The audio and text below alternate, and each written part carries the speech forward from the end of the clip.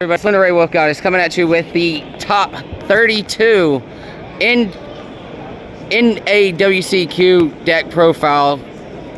Got my man Nathan Christmas here. He won his feature match. He's got a written feature.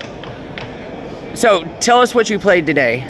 Alright, believe it or not, guys, I was the true hero. I played heroes for this national. That's great. Any shout outs you want to do? I would definitely like to shout out my friend Travell. He always pushes me to do my best. I would like to shout out my girlfriend and my family, especially my sister, for always believing in me. And last but not least, I would like to shout out Team Leon. You guys probably know them from the Team YCS a few years ago. Believe it or not, before they stopped playing, they were actually the crew I played with the most. Okay. That's my shout out to them. Okay. Let's go ahead and get on with this deck profile then. I'm sure you guys are ready to see it, so I'm gonna just jump right into it. So pretty standard, 2 Bion, 1, 2, 3 Ferris, and then last but not least, not 1, but 2 Vision Hero increase. And the reason for that is this was a really big event. And then not only that, I got tired of going to like regionals and stuff and drawing the 1 and not being able to combo. When heroes get the hit confirm and combo, they need to go off. So I wanted to make sure Ferris was always live. Yeah, I feel you on that. The one of is a brick.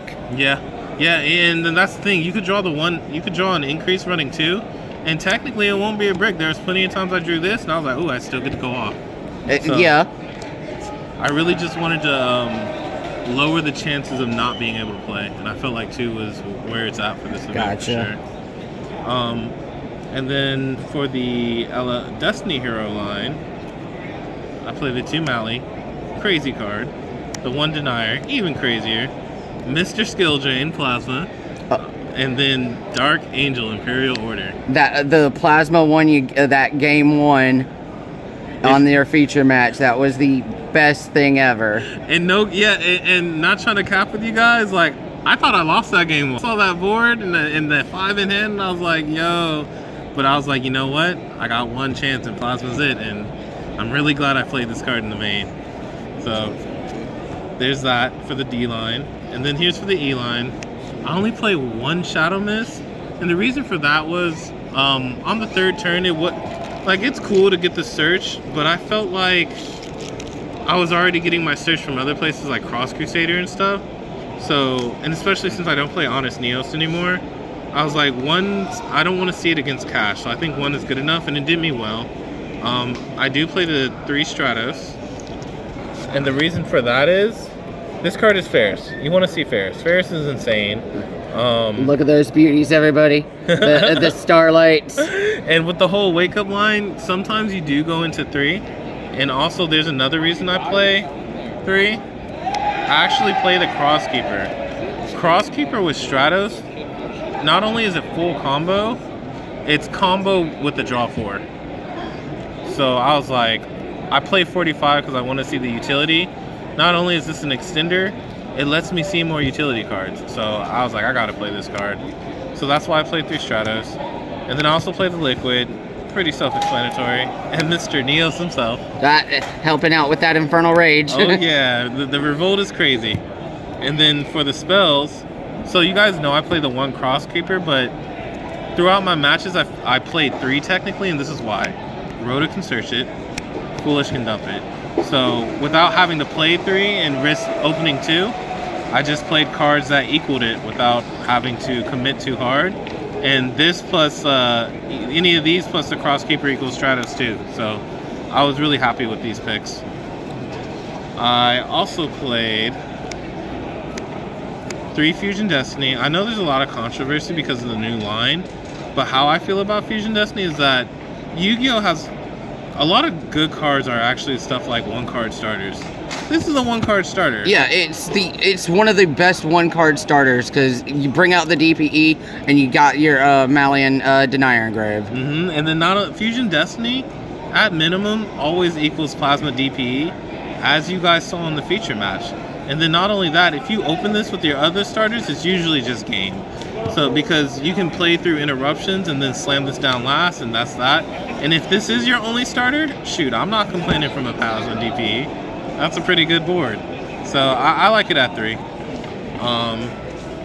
I also play the 1 E-Call. It's not that I don't like this card, which is why I only play 1. I actually think this card's really good, especially with Cross Keeper.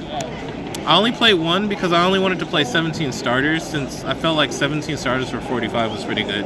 So that's why I play the 1. I play the Miracle Fusion, pretty self-explanatory. Same with the Poly. And then my favorite card of all time, a hero lives. A hero definitely lived today at Nationals. The hero lived today.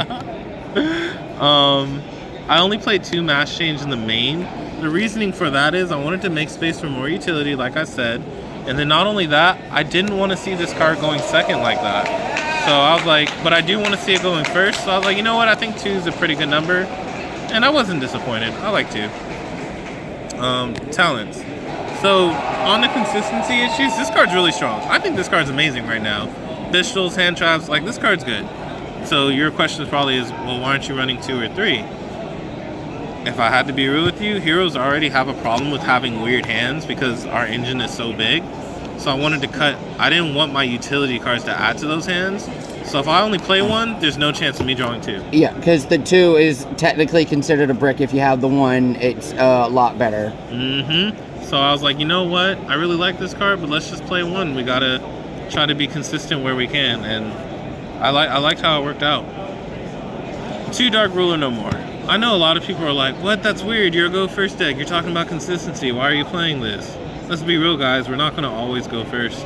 And heroes, I feel like capitalize really well off of high impact cards.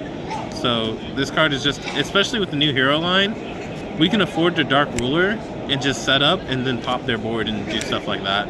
So I really like this card going into the event. And this card, as you guys saw in the feature, if you're not Cashtira, this card is insane. This card basically saved this man so many times during that feature match. It was phenomenal. Like, and then heroes, not every deck can abuse this, but heroes can. So I was like, I gotta play this in the main. Because even with Cash, if you're not Cash, this card goes crazy. And it's not, I don't know if you guys noticed, besides the Dark Ruler, most of the cards I'm playing can go first and second. So I was like, you know what, let's play 2 Droplet. And I got this ratio from Blake, actually, from the hero group. And I was really impressed with it, so I kind of took it. So shout out to him. Gotcha. Last but not least for the spells, this card is insane. Like, you're dodging Imperms, you're dodging Veilers. You guys saw that on the feature match as well. I dodged a Runic Freezing Curse, I think, or the Negate one. Oh yeah, with the Stratos on board, and was still able to get your cards. So not only is it like utility for your combo, but it's amazing going first if you don't use it, because booking a monster is great right now. Stopping Exceeds and Link Plays and Synchros. But not only that, if you're going second with it, this dodges anti-spell and forces a negate. So this card is just insane right now. The only deck I don't like it against is Despia, but that's okay. I'll take my chances. This card's good. I was happy with it at 3. And with Dark Angel, it's even crazier. So, because you just flip the monster they normal, and that's game usually. For the traps, I play, of course, the favorite contact. That's a Revolt. Not much more needs to be said. It's a broken card. Yeah, it's broken as can be. Yeah, I love it. I love the new line. And I actually main these cards. People are going to be shocked because they're like, what? They're going first cards. But what I realized from playing Eldic sometimes, because I do play Eldic on the side, but my main deck is Hero. There are certain floodgates in the game that you can go second with, and these are some of them. Gozen and Rivalry, especially against Sprite. You can literally just bait out the negate and flip this and you win. This is one of the best, it's one of the floodgates, basically. Set up the Dark Angel and bring it, play that in your golden. Yeah, and no, you're totally right. Not only does it, like, is it even better going first, because it just makes your rival. So yeah, I did only play the 1 DPE. I'm playing a tech card in my side deck because I wanted to respect Shifter and Joel. But definitely honorable mentions to the Dystopia and the Dangerous. Extra Deck's just tight with the new package, guys. Speaking of the new package, of course we got to play the Wingman. Being able to recycle from Grave is crazy, and this guy is just insane. I love this card. A pop on their turn, and then everybody has to wake up. Heroes are good, guys. This is a combo piece and an OTK machine all in one card. This card's amazing. I'm glad it came out. Sunrise, you climb into it from the Infernal Rage, or you can just hard make it, but it's a good card. Searching Miracle's crazy. And as you guys saw in the feature match, Absolute Zero, one of the oldest hero cards in the game. That was the GOAT card that won him that second game. And I don't think this card's going anywhere. This card's amazing. I do play the Blast. It's really good against back row decks, and a lot of people like the Imperm Stratos. Running the Blast is a hard punish, because not only do you get an Imperm out of their hand, they're pretty much hand looping themselves. You still get your search, and you still get to go off. So this card's insane.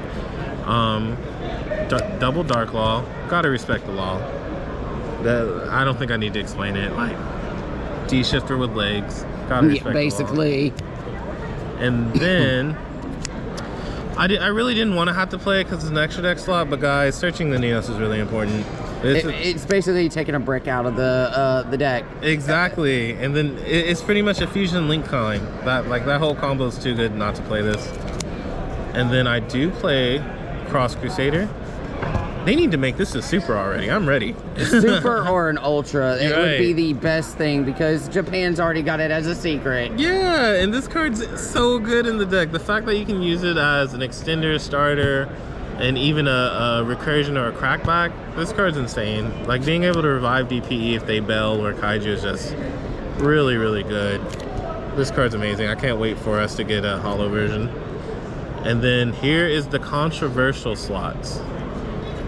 So yeah, we all know and love Wonder Driver, but I actually played two. And the reason for that is, you guys saw I played the one poly, so I needed to justify it somehow, and playing the second one helped a lot, because this new combo burns through Miracle Fusion so fast. The old style I used to play, I would just hold the Miracle Fusion, but now we're burning through it because our combo is just like insane.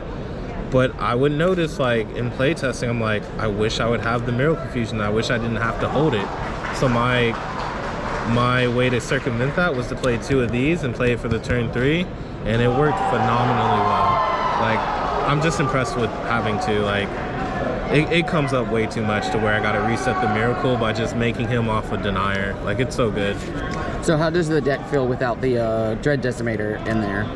Dread Decimator is a really, really good card, but you have a lot of power, and like I said, like, I felt like Miracle Fusion was really important, so I really wanted to play two of these to get the Miracle Fusion back from turn Okay, one. gotcha. But that's the cool thing about heroes. You can really just, the deck is so fluid to where you just play with your own style.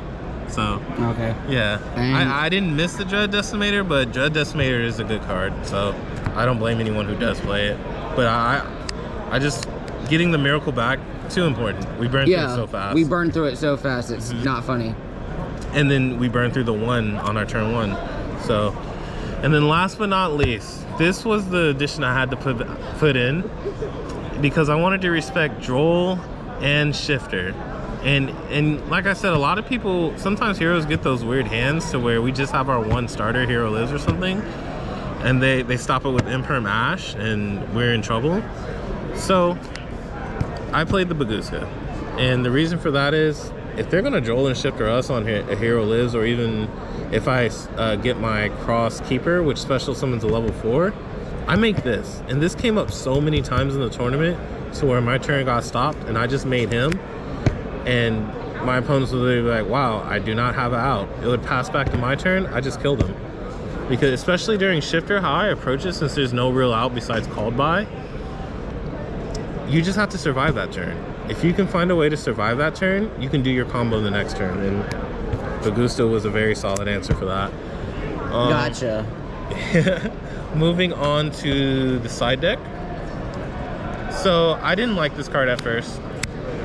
I thought it was dog water, but shout outs to her. This card's actually pretty good in this deck because, one, I was scared of Dragon League. So one way to, even though I didn't play against it, but I played against it in testing and locals, they hate this card. They cannot kill you if you, this card might as well read, you cannot die that turn. And speaking on the whole Shifter mindset, if you get shifted and you have this card in hand, you're not dying. And remember, the way I said to be shifted is to make sure you don't die, so our crackback can be stronger and we can get a crackback. Someone actually convinced me on this from locals and explained that ideology behind it, and I got on board. And not only that, our combo takes a while, so we got to have a way to win in time. And since I wasn't running Dystopia, this was it. It didn't come up in time, but I was never sad to not have it. And here's another thing that came up. It's an Ab-Zero target, so making Ab-Zero off of this is pretty nutty. Yeah, that's cool that it's a water type, so you can go into Ab-Z with it. Yep, and like I said, you need to have a crackback when you play this, and Ab-Zero is definitely a crackback. So I played the Spooky Dogwood. I was very happy with it. I didn't win in time because of it, but if I was ever in the situation, I would have been glad that I did have it. So I'm sure you noticed, besides the Spooky Dogwood, I don't main any hand traps. I prefer high impact because I feel like heroes capitalize on the high impact very well. However, in the side deck, I did play 3 Joel and Lockbirds. As you guys saw in the feature match. Game 2, that was wonderful. You dropped that draw on him and... Oh yeah, and it just gave me a chance to play. And this card, besides us, it literally ends turns for certain decks like Cash Tier and stuff. So I decided to play it, and I'm very glad I did. Thrust. This card is insane. I can see reasoning for playing 2 or 3 of this. The only reason I played 1 in the side, 1, it's not that good going first, and 2, like I said, heroes have a problem with just drawing weird sometimes, so I really wanted to cut back on that. I can't draw 2 of these if I don't play 2 of these, so I'm playing the 1. Yeah, and that's an $80 card right there. There was a time I was playing 2 and 3, but I kept drawing 2, and I was like, I'm over it, but I had to play it. It's just so strong. Doing Fusion Destiny is crazy. So I played this in the side. Called By is a crazy card, and like I said, I respect Joel, I respect Shifter, and so you're like, why don't you play that in the main? I played Baguska, so I felt like I can get away with putting this in the side, especially since most of my cards besides Dark Ruler in my main were good going first and second. So I was like, okay, Called By is not that good going second right now, so I'm gonna play this in the side, and I was very happy with that decision. I feel like it was really good. I already explained this card. If you're not Cash, this card's crazy. So good. Dark Wall's amazing. If you're going first, you want to see this. If you're going second, you probably don't. So I was like, okay, I'll side the third. This card's good. Dark Wall's good. I already explained these. These floodgates are amazing. If you're going first, they have nib. You basically, the only deck that runs rocks is Adamanticators. They're locked. Of course, you do it when your DPE comes back, or you save your DPE for the nib, and then you flip the rivalry and you punish the nib. I'm tired of the LOL nib comments. There's ways to play around it, guys, and this is one of the ways. And then not only that, if they're gonna end your turn, let's end their turn. And that was my whole ideology. And then last but not least, evenly matched. So you gotta respect back row decks. So this is my way of doing this. I chose this over Cosmic because 1, it's high impact, and 2, it actually has applications outside of just back row decks. Like, for example, this card is crazy against Cash. I resolved this against Cash, and it was an instant L. So understandable. Like, this card's pretty good. I was kind of iffy on it, but I'm glad I played it today. Yeah, so that's the top 32 deck profile from my boy Nathan Christmas. Later, everybody. Thanks, guys.